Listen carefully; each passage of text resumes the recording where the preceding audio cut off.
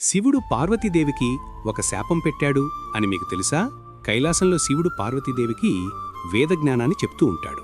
కాని ఒకసారి పార్వతీదేవి అశ్రద్ధతో ఆవలిస్తూ తన తలని పక్కకి తిప్పుకుంటుంది.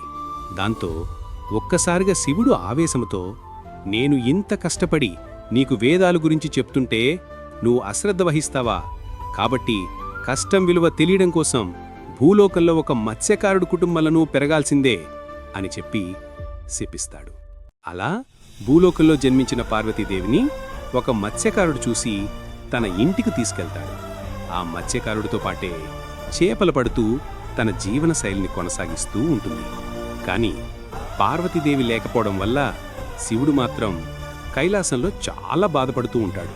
ఈ విషయం గమనించిన నంది శివుడి దగ్గరికి వచ్చి పార్వతీదేవిని తిరిగి కైలాసంకి పిలవవచ్చు కదా అని అడుగుతాడు. దానికి శివుడు ఇలా అంటాడు, పార్వతీదేవి భూలోకంలో ఒక మత్స్యకారుడు కుటుంబంలో పెరిగింది. కాబట్టి తను ఒక మత్స్యకారుడిని పెళ్లి చేసుకుంటేనే తనకి శాప విమోచనం కలుగుతుంది అని శివుడు చెప్పి వెళ్ళిపోతాడు.